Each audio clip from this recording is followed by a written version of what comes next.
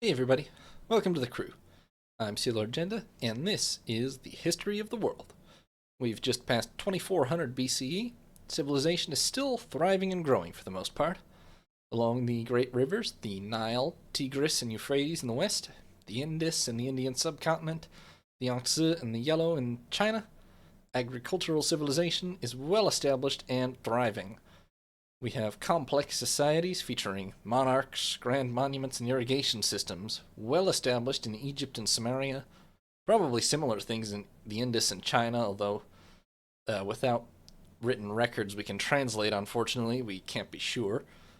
This civilization is still spreading outwards by now. It's well established in the Persian steppes, Anatolia, the Levant, and the Greek islands, trading as widely as the somewhat mysterious land of Punt in the south and the Baltic in the north.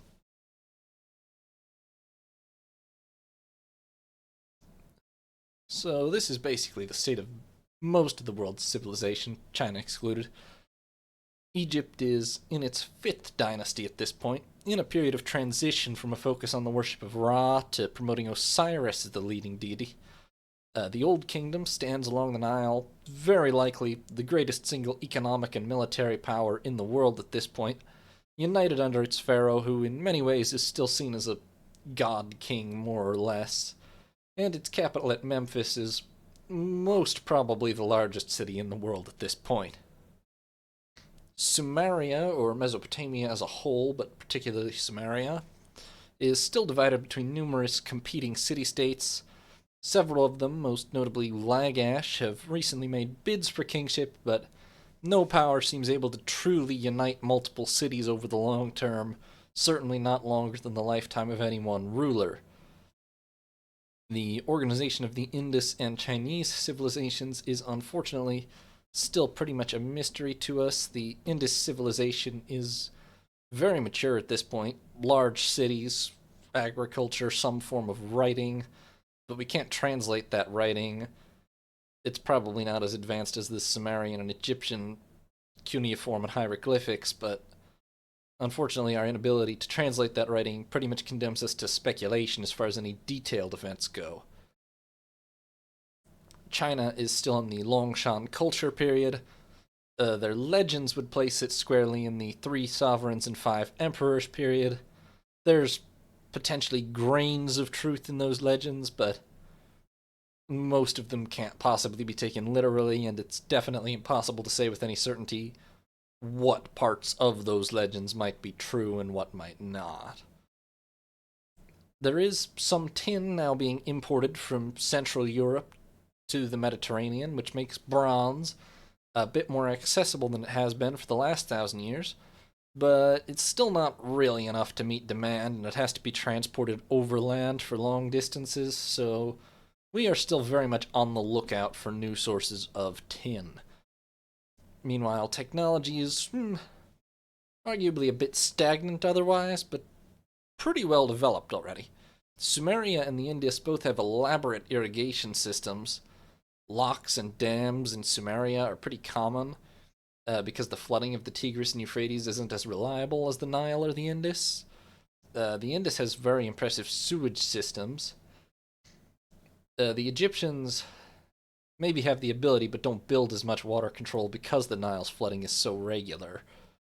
But the Egyptians have, in their own right, built massive smooth-sided pyramids, which will be very long-lasting monuments. Writing has reached a pretty mature state. It's used at this point for fictional literature, hymns to the gods, epic poems, that kind of thing, as well as the record keeping that it was originally developed for. Still, not by any means as advanced as the present day state of writing, but pretty good by the year 2400, really. So, Sumeria. The situation is complex, chaotic in the year 2400. There's a dozen or more city-states competing over the limited irrigated land. The population of the density of the region is the highest in the world still, and that just contributes to the struggle for resources.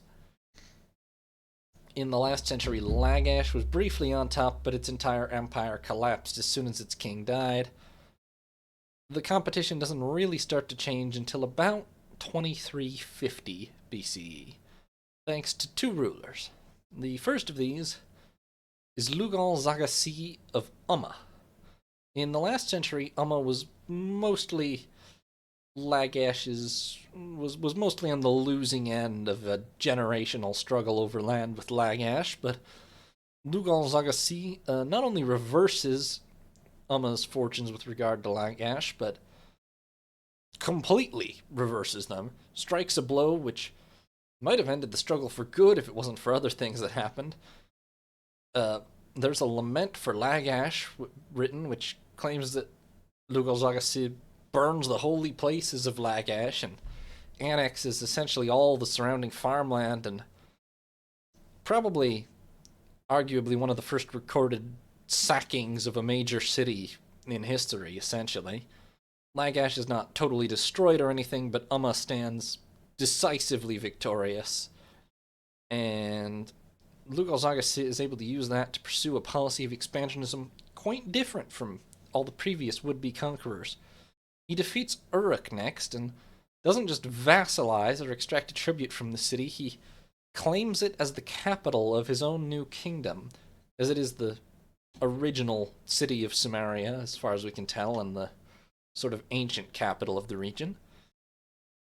And at this point, Lugal-Zagassi rules three of the major cities of southern Samaria near the Persian Gulf, which is sort of the most densely populated heartland, and from there he campaigns north, he subjugates Kish and the surrounding northern cities, and even campaigns so far west through Mari and Ebla that he apparently reaches the Mediterranean. He claims to rule all the lands between the upper and lower seas, which the upper sea is the Mediterranean and the lower sea is the Persian Gulf. And for Sumerian purposes at this time, he's basically claiming to rule from edge to edge of the civilized world. Although they do have some awareness of Egypt, but limited. Now, having taken the throne of Umma in about 2358, not certainly, it takes him some time, of course, to build up momentum and get all those conquests through. But by about 10, 20 years later, Lugal-Zagassi can pretty reasonably claim the title King of Samaria, more or less. Unfortunately for him, although he's probably the first who can claim that title, he is not in the job for long, and he will not be remembered very much. Why not? This guy, Sargon of Akkad. Sargon is, according to our best interpretations of what we know, the son of a priestess of Inanna, known to his people as Ishtar, who is a goddess he will venerate all his life, and a humble gardener, although that may be propaganda or exaggerated later in his life. Whatever the exact circumstances of his birth, he apparently rises to the position of cupbearer to the king of Kish, which is a position with a great deal of power and influence, actual importance within the court in terms of organizing laborers and such for the king. And eventually, at quite a young age it seems, he manages to overthrow King Urzababa of Kish and crowns himself in his stead, which means that his first base of power is actually probably Kish, although Sargon himself hails from Akkad, which is a smaller city not too far from Kish, which we've unfortunately yet to find, archaeologically speaking. Details are virtually non-existent of exactly how, but the broad turn of events that follows is not really in dispute. In roughly 2334 BCE, Sargon defeats Lugal-Zagassi and parades him in stocks to the temple of Enlil at Nippur, the most important Sumerian god at this time. He tears down the walls of Uruk. He marches on and tears down the walls of of Umma. He ravages everything from Lagash to the sea. With Samaria proper united under his rule, he campaigns north. He claims the rule of everything as far as the Cedar Forest and the Silver Mountains, according to his victory stills. This probably means Lebanon is the Cedar Forest.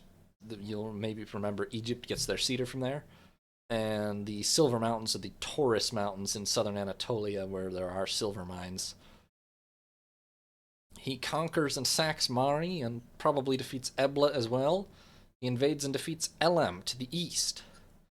By the time Sargon finally settles down to crushing rebels and building his kingdom, he rules probably the new largest empire in the world, forged in the course of just 10 years or so of, well, bloody conquest, but it's a powerful empire. It rules the most densely populated part of the world still. The entirety of it, more or less. He apparently is able to maintain a semi-standing army of 5,400 men. They may not all have actually been full-time soldiers exactly, but they were full-time courtiers of the king at the very least. His new polity is called the Akkadian Empire, after his original city, and it brings the era of city-state feuding in Sumeria to an end for the time being. The time will tell, however, if it can survive the death of Sargon, because no previous empire in Sumeria has done that. However, Sargon doesn't die shortly after achieving his conquests or anything. He lives long enough to lay the basis for an actual state. He takes charge of organizing and maintaining the grain harvest. He uses his control of the two major rivers to transfer grain from the less populated but also less salinated north. The lands near the Persian Gulf are suffering from salt buildup by this time. He transfers grain from the north to the increasingly difficult to farm but very densely populated lands near the Gulf. He organizes the labor of the empire on a much greater scale than any previous city-state and with much greater coordination to maintain and expand the irrigation system and run a sort of centralized grain distribution system. Despite the large population and the somewhat unpredictable nature of the floods on the Tigris and Euphrates, compared to the Nile at least, the Akkadian Empire consistently runs a very significant grain surplus, which is nice because it has to import a lot of other stuff. Obviously, they can make their own manufactured goods such as they are at the time in terms of bronze and pottery and such, cloth, but well, there's a reason he was so interested in the cedar forest and the Silver Mountains. There's not any good source. There's really not very good sources of wood along the Tigris and Euphrates. I mean, as you go higher up to some extent, but there's not great forests in the region. It was a little better at the time than you would think of it as being today, but not very good. And nor is there much silver, which is why he was getting that from Anatolia. Aside from that, Sargon expands the use of his own branch of the Semitic languages, Akkadian, which becomes increasingly common as the sort of lingua franca throughout the empire. It doesn't fully displace Sumerian or other Semitic languages entirely, but it's kind of on the road to do so already within Sargon's lifetime, as it does become basically the official language of the empire. The scribes, however, mostly continue to use Sumerian for sort of prestige reasons, or just momentum. Sargon marries Tashlultum, among others, and has at least 4 sons and a daughter. The daughter, Enheduanna, is made high priestess of the moon god Nana in Ur, and at least allegedly becomes the author of numerous successful hymns and exaltations to the gods, and one of, if not the first named authors in history, Enheduanna. But given her royal blood, these may not have actually been her original compositions exactly. There's pretty much definitely such a thing as ghostwriters already then, but she gets the credit anyway. So by 2300, Sargon sits the throne of a mighty empire. Not content, he's had to crush rebellions several times. The city-states are still very fractious. But more or less, he's sitting securely by this time. The real question now is whether that will remain true upon the succession. Meanwhile, in Egypt, Djedkare Isisi has sat the throne for 30 years at the turn of the century. He has supported the cult of Osiris, reformed the bureaucracy and the priesthood, and raised a modest pyramid for himself at Saqqara. By and large, he rules a powerful, united kingdom, and with the aid of his 3 viziers and his provincial nomarchs, the old kingdom is pretty much still prospering. He finally dies in about 2385 BCE after a reign of over 40 years, leaving numerous children behind. And he is succeeded by Unas. Unas here is probably Djedkara's son, although it's not certain. Unas weds Nebet and also Canute, along with probably others. He seems to have a long reign himself, probably 30 years, maybe even more. Information from it is a bit lacking, and the economy may not have been doing great. He keeps up the usual foreign policy, though. He trades with Lebanon. He raids on the borders, probably into Canaan in the southern Levant region. The cult of Osiris continues to rise under Unas, and with it, the pharaoh's spiritual power tends to lessen, actually. Osiris is seen as the guarantor of life after death, which was previously sort of a role held by the pharaoh, and that sort of reduces the pharaoh's spiritual authority or importance.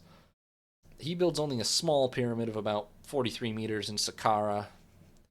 The passage between the pyramid and the accompanying mortuary temple is exceptionally lavishly decorated, though, and he's the first to engrave what have become known as the pyramid texts in his tomb, which is a lengthy series of utterances or spells, basically. The texts are intended to give the pharaoh strength after death, and they're engraved in the interior walls of his pyramid. So Unas is apparently not an exceptionally accomplished ruler or an exceptionally active ruler, but he does reign for as much as 30 years before his death. He may not leave a male heir. His one known son, Unas Ankh, dies at the age of 10 or so, predeceasing his father. His successor is one Teti. Teti takes the throne around 2350 BCE, perhaps as late as 2320. The dating is not that certain at this point. And Teti is considered the first ruler of the 6th dynasty of Egypt. It doesn't seem like it was actually a chaotic transition. Keep in mind the dynasties were established much later on as a dating system, so it is probable that Teti, even if he's not a blood son of Unas, he is at least an established, known in advance successor. And his first wife, Iput, is a daughter of Unas. That could be a brother-sister marriage, because that's not exactly uncommon amongst the pharaohs, but in this case, we think maybe it's a way of securing his claim to the throne by marrying into the family, which has always been kind of a common thing for rulers who only have daughters. He also does wed Kuit, Kentkaus IV, and Nert, among others, and will have at least 3 sons and probably at least 10 daughters. Probably more. We don't know too much about Teti's reign, but he builds a modest pyramid for himself at Saqqara and doesn't really seem to make any hard break from the late 5th dynasty. He does continue to lose power to his own viziers, however. One of them, Mararuka, builds a very impressive 33-room mastaba at Saqqara, which it's not a pyramid, but it shows a great deal of wealth and power belongs to that vizier in life. Perhaps not quite as much as the pharaoh, but some of these officials were definitely establishing their own authority by this time. In the end, Teti's remembered as much as anything for his death. He reigns about 12 years and is then apparently assassinated by his own bodyguards in an internal plot, possibly an early case of a harem feud of some sort. In any case, he's the first ruler known to have probably been assassinated, so that's a fun distinction for him. He has at least 2 sons and probably 3, but his successor is apparently an Userkara, who has we're not sure at all what his relationship to Teti is. He's present on only some of the later king lists, and he sees relatively little contemporary identification. He's conspicuously absent from the lists of kings served on the tombs of various of those officials. There's basically 2 schools of thought on Userkara. One, that he was one of those responsible for the murder of Teti, involved in the plot, and he's a usurper to the throne. This is supported by the fact that his name does not appear on the tombs of various officials in the lists of rulers they served, and it might have been scratched out in some cases. The alternative is that perhaps he was simply a legitimate regent on behalf of Teddy's son Pepi, who is probably still quite young when Teddy's assassinated. The probable young age of Pepi tends to support this theory, but it's pretty much anyone's guess which might be true, or if it's something else entirely. Either way, Usirkara does not rule for more than about 5 years at the most, potentially shorter, and not long thereafter, Pepi takes the throne. Pepi is the son of Teti and Eput, and he takes the throne probably about 2315 BCE. He takes at least 6 wives, probably 9 or more. Known for certain, Ankhesen Pepi I and Ankhesen Pepi II, daughters of a nomarch named Kui and a female vizier named Nebet. I believe she became a vizier after her daughters were married to the pharaoh, although we can't necessarily be sure of that. But either way, a very rare case of a female vizier, which are pretty much amongst the, I believe there's 3, and they're pretty much the most powerful officials in the realm under the pharaoh at this time, so very rare case. Aside from the 2 Ankhesen Pepis, we have Nabwenet, Inanek Inti, Meha, Sebwetit, Nedjeftet, Behenu, and a 9th consort known only as Weret Yamtes, whose actual name was purposefully lost due to her later actions. From these consorts, Pepi has at least 4 sons and 3 daughters, probably way more, but more on them later. Now, Pepi, when he takes the throne, is probably a teenager. That's part of why there's a question of a regency. His reign will be a very long one. The seeds of problems are pretty visible by now in the Old Kingdom. The bureaucratic officials are powerful enough to arrange, well, heck, they're powerful enough to arrange for several of their daughters to marry the pharaoh, among other things, which is not common in the past. But the Old Kingdom is still pretty strong.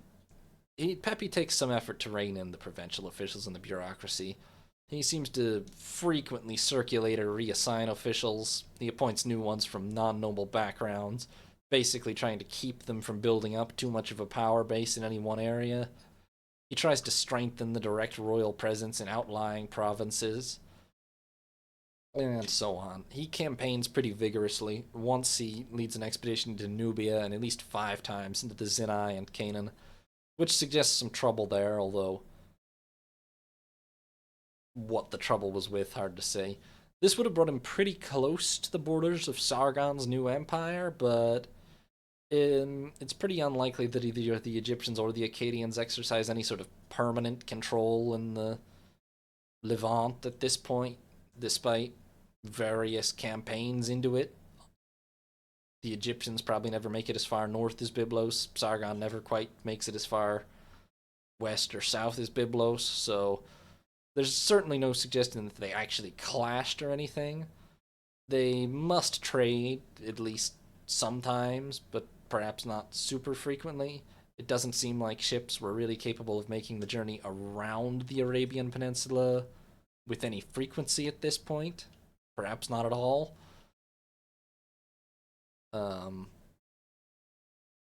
Although the Egyptians traveled to Punt and the Akkadians traveled to the Arab Peninsula further south on it, but all the way around, probably rare. And the trade over land passes through pretty harsh desert, so it probably wasn't direct trade in most cases. That being said, aside from that, Pepi continues to trade regularly, more than ever, with Byblos and elsewhere in Lebanon for cedar. He exploits the turquoise and copper mines in the Sinai. He trades with Punt in the south. He builds very, very extensively throughout Egypt. He builds what are called Ka chapels in various provincial centers, at which the pharaoh can be worshipped directly. The Ka is basically like the as far as I understand it, is basically the spirit or the soul in ancient Egyptian mythology. He builds numerous temples to other deities. He builds a 52.5 meter pyramid of his own, which is pretty decent for the time, with an extensive mortuary complex at Saqqara, although sadly it's since collapsed. Almost all these 5th and 6th dynasty pharaohs, their pyramids, they built them, but they did not last. A little shoddier, or just different burial grounds were rated for the limestone to build other things at different rates, is honestly the biggest difference, I think. But yeah. He builds other things. He probably builds more overall buildings than any other ruler of the Old Kingdom. Now, near the turn of the century, he does face a major conspiracy from his consort, the Weret Yamtis one, probably to try to secure the throne for one of her children, but he comes down on the side of the Ankhessen Pepys, and Weret Yamtis is apparently prosecuted and her name struck out. So by 2500, not only does Pepi still sit the throne, but in all likelihood he's still only 30 or so and has a long reign yet ahead of him. Other events of note in the 2300s. The middle of the century sees an apparent 10-year sharp cooling period, possibly a meteor impact or an unknown volcano. There's not overwhelming piles of evidence for what this is or whether for sure it happened, but it seems like it. This may, if it did happen, cause crop failures and put stress on the civilizations of the world. It does correlate pretty well to the beginning of the unification of Sumeria, so we can't exclude it as a factor that maybe creates pressure to finally end the cycle of city-state feuding. Over in Korea, the most ancient Korean kingdom, Gojoseon, is, according to legend, founded by Dangun during this century, although this dating is doubtful at best, truly. We shouldn't put it on a higher level than any of the other founding legends around the world, but there are certainly people living in Korea. Maybe some kind of kingdom was founded, but it's very impossible to say. In Egypt, related to this image, someone figures out that honey is pretty nice if you can avoid dying getting it, and then figures out how to not die getting it.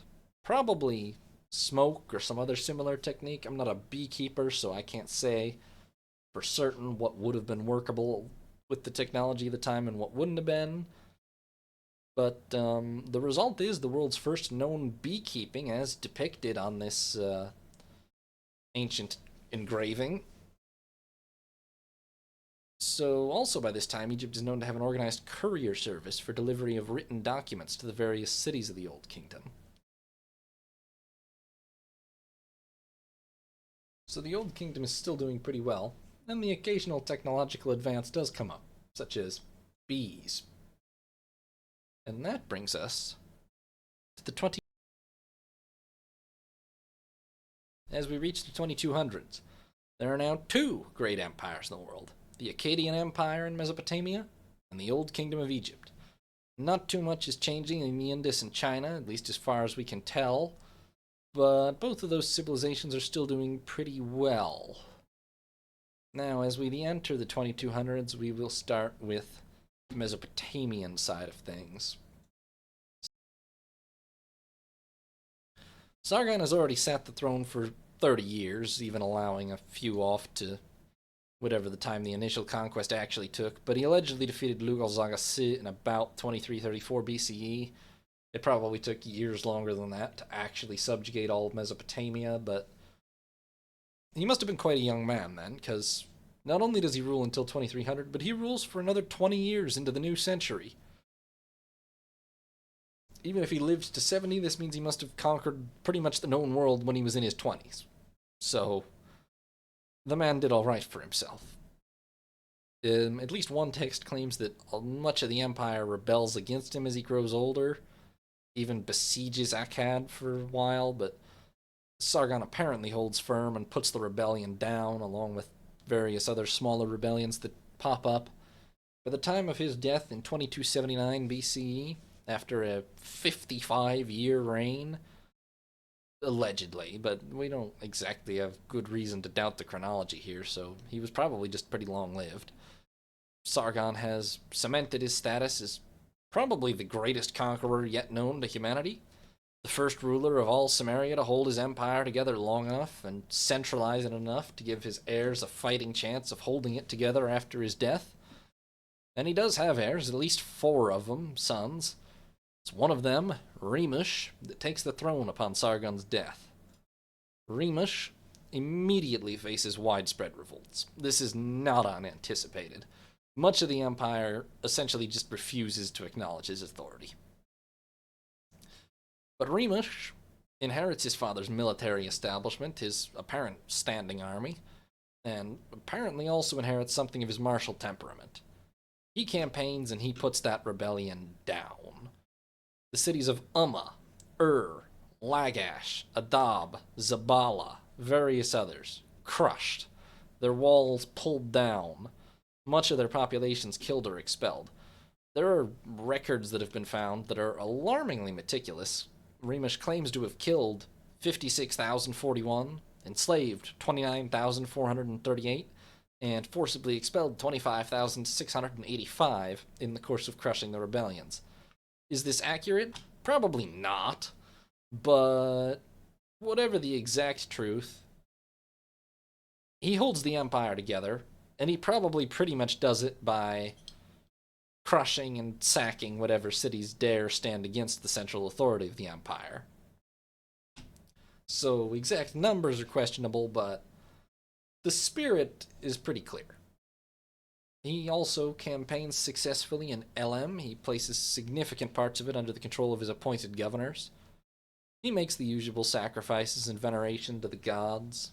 Much of his reign is definitely consumed by war and the effort to hold the empire together, though, and for all his successes in battle, when he dies, it's apparently an assassination plot at court after a relatively modest 9 years on the throne.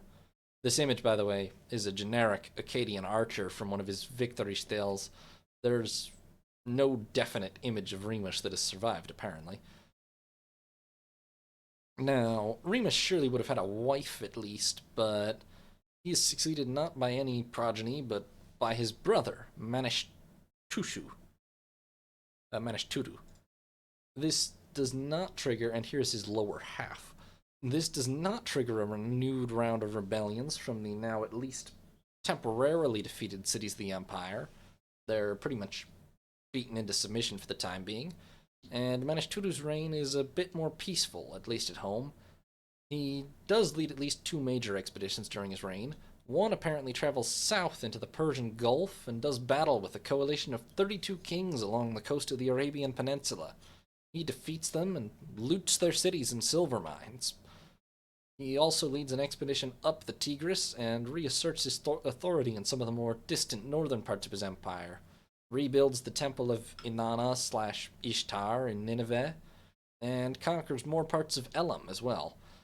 Manishtutu rules 15 years, only to also be killed in some sort of palace plot in 2255 BCE. So it's very much the internal politics doing in the Akkadian Empire at the moment. But the empire's not collapsing either.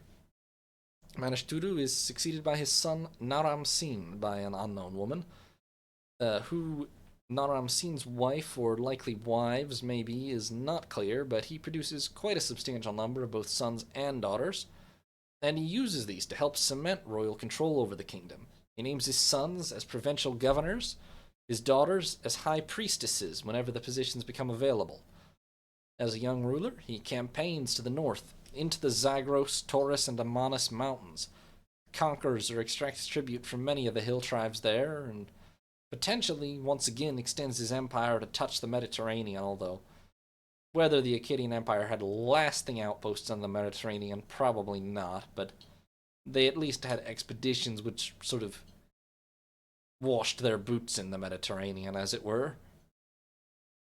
And with the ever greater geographical extent of the empire, Naram-Sin is crowned king of the 4 corners of the world.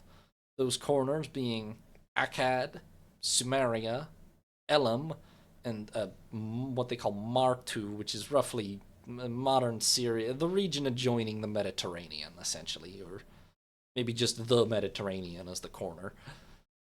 Now, the Akkadians are certainly aware to some extent of the existence of the Old Kingdom, and probably also the Indus River Valley civilization, but they don't really appreciate their full extent necessarily, and, well, his title, King of the Four Corners of the World, it doesn't take a lot of interpretation. Naram Sin is essentially claiming kingship of the entire civilized world. He does face a major rebellion at some point. Kish, Uruk, and Nippur, which is not a very powerful city in its own right, but has incredible symbolic importance as home to the Temple of Enlil, who's still probably the most significant god in Samaria at the time, and numerous other cities. But Kish, Uruk, and Nippur, the leaders, rise together against the Akkadian Empire, but Naram Sin puts down the rebellion, punishes the cities, assures the continued dominance of his empire. He maintains royal power in Elam as well, maybe even expands it. He definitely rules Susa at this time. There are official documents written in Akkadian rather than Elamite, and military governors with Akkadian names rule the city. In non-martial activities, he builds temples in Akkad, Nippur, and Zabala, administrative centers in Nagpur on the upper Euphrates, or a tributary of the upper Euphrates, and Nineveh on the upper Tigris, to help maintain his authority there. He dies in 2218 after a rule of about 35 years, and is succeeded by his son, Sharkali Shari. Sure. I guess this is him. Sorry. Sharkali Shari is crowned King of the Four Corners of the World in Nippur at the Temple of Enlil, probably by his sister Tutanapsum, who's the high priestess at that temple, and he embarks on a grand progress through his new realm, asserting his authority, introducing himself to all his subjects. He probably faces another major revolt at some point nonetheless, although this may have been conflated over the years with the rebellion against his father. If he does, he's victorious, and the majority of his reign is quite a peaceful one. He does a great deal of building and improvement at the Temple of Enlil in particular, but also builds several other new temples. It seems there's a good deal of economic prosperity around the empire at this time, and the empire is standing strong overall. Its internal troubles are maybe at their lowest level, since as the city-states are becoming a little less independent and fractious after numerous defeats and over 100 years already under the rule of the empire. There are a few clashes with the Elamites, possibly some somewhat larger clashes with a new threat, the Gutians, a people relatively recently migrated to north of Elam and thus are basically in the northeast of the Akkadian Empire. Sargon apparently subjugated them successfully, but by the late 23rd century they're apparently becoming increasingly troublesome and now make their capital at Adab, which they seem to have taken over, although they might still be paying lip service to the empire. Still, by 2200, Sharkali Shari has set the throne for 17 years, and he is in no imminent danger of dying. The Akkadian Empire is not without its troubles, and isn't as stable as, say, the Old Kingdom was for the last few hundred years, but it's held together Mesopotamia for over a century now, and it's not going to fall lightly. Meanwhile, over in Egypt, the 2200s arrive with Pepi still sitting the throne. A great builder, a capable campaigner. He's done a good deal to assert the power of the Old Kingdom and the Sixth Dynasty, but he's not fully reversed the trend of increasingly powerful officials. He's faced conspiracies within his own harem. Still, by 2300, he's only ruled for 15 years, and he goes on to rule for another 25. Of course, he did take the throne as a teenager. Late in his reign, he apparently has to deal with a plot by one of his viziers, Rawer, possibly another attempt to change the succession. And Pepi overcomes that plot, has the vizier's tomb desecrated, probably other less spiritual punishment as well, which does also show the pharaoh was still unquestionably more powerful than the viziers at this point. Pepi I, Meriri, finally dies in about 2275 BCE, after 40 years or more on the throne, and is buried in his pyramid complex at Saqqara. He's succeeded by one of his numerous sons, Merenre Nemtyemsaf I, son of Pepi and Ankhesen Pepi I. Although he presumably has, this is Merenre, although he presumably has multiple wives, at least one of them, in an impressively incestuous decision even by Egyptian standards, is his aunt/stepmother, Ankhesenpepi II. In the north, he maintains pretty much the usual policies. He mines in the Zenai, trades with Byblos for cedar, and so on. His major foreign interest will actually be in the south in Nubia. There's a turnover ongoing in the residents of Nubia at this time. The pastoralist nomads from the west have moved in, and this has led to a renewed Egyptian interest, and several major trade expeditions make the long journey south to make exchanges with the Nubians, mostly peacefully, actually. A canal is even dug to help pass the first cataract of the Nile in order to facilitate the expeditions. Unfortunately, domestically, things aren't so rosy. Merenre engages in some significant reforms, which will greatly accelerate the process of decentralization in the Old Kingdom. He creates a considerable number of new provincial administrative positions and gives the nomarchs direct responsibility for collecting taxes and labor within their provinces, their nomes, hence nomarch, and employing them on works within their nomes, which ultimately just probably simplifies things for the pharaoh and his court, sure enough, but also places a lot of the actual power in the hands of the nomarchs and the various provincial centers. In fact, Memphis, which has been the largest city in the world for probably a couple of centuries now, with a peak population of as much as 80,000, shrinks significantly. Many officials choose to be buried in the provincial centers instead of near the capital, effectively at their power bases, which are no longer in the capital. So these reforms may have helped in the short term, but undoubtedly Merenre's reforms erode the authority of the central government and the pharaoh significantly in the long run. Although he makes pretty significant changes, Merenre only rules about 10 years, maybe only 6 or 7, and dies about 2265. Now, he has only 2 daughters that we know of for certain, and at one time we thought that his successor was his younger brother, but now, as we think his reign was probably 10 years, we believe his successor is indeed his son, born to Merenre and Ankhesenpepi II, although maybe to Pepi the First and Ankhesenpepi II. Little bit of incestuous confusion for you there. Either way, regardless of exact father parentage, Merenre's successor is Pepi II, Neferkara, and he takes the throne as a child, probably aged about 6, especially if Merenre is indeed his father. His mother, Ankhesenpepi II, rules as regent for probably the first decade or so of his reign, with the aid of her brother Zhao, a vizier under Merenre. And funnily enough, this is the best statue that survived of Pepi II, showing him on his mother's lap while holding court. Rough for a man who apparently lived to the age of like 90 or something. But, once a 6-year-old pharaoh, always a 6-year-old pharaoh, I guess.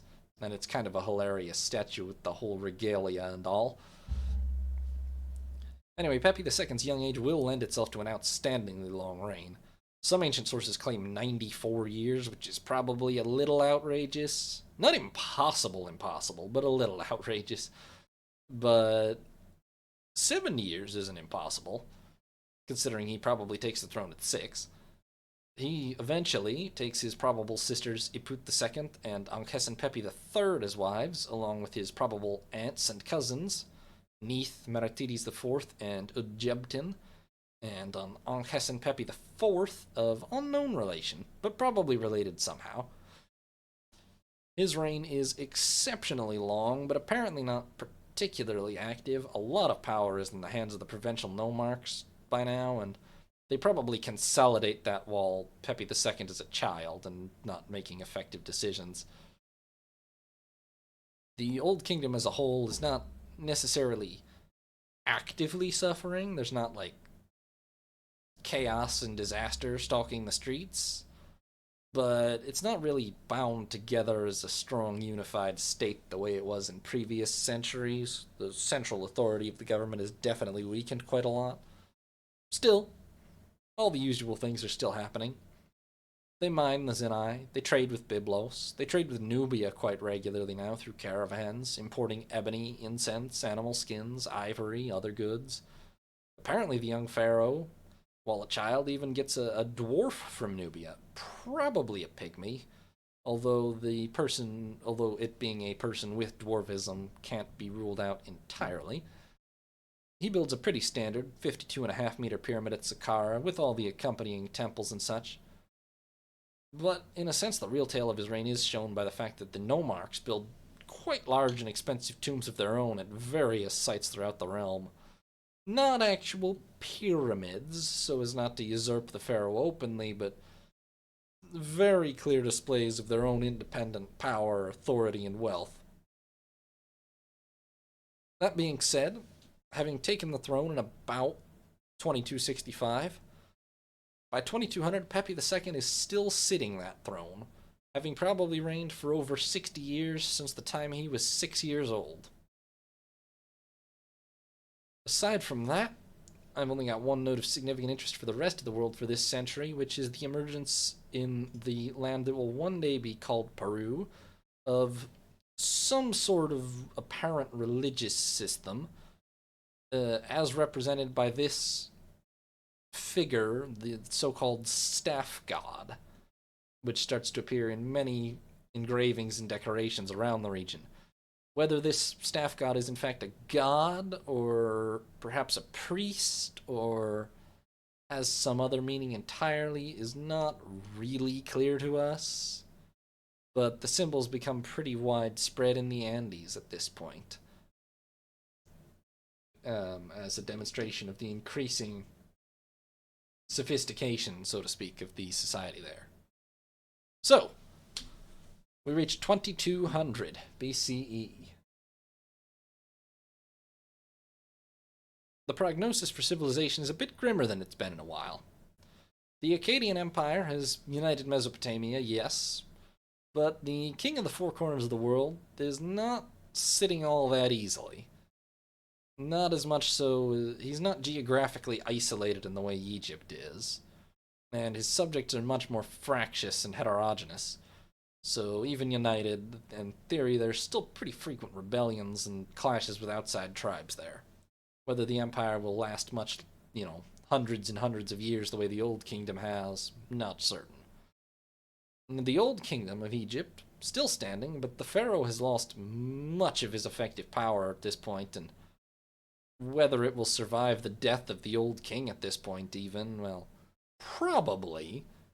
By momentum, if nothing else, a new pharaoh will surely be crowned, but how long the central authority can hold on without facing some sort of major rebellion, not clear. The Indus River Valley civilization and the Longshan culture in China aren't declining or anything, but there's nothing new and significant there either. I'm not saying, of course, that civilization as a whole isn't in any danger or on the brink of collapse. Civilization is here to stay at this point, you would think. It's been 1,000 years. Doesn't seem to be headed. Seems to only be getting bigger, but I am saying that the next century might be a bit of a chaotic one. The Old Kingdom and the Akkadian Empire are both not in a stable place at this point. So will they stand, or will they fall? Subscribe, and tune in next time to find out. Thanks for watching.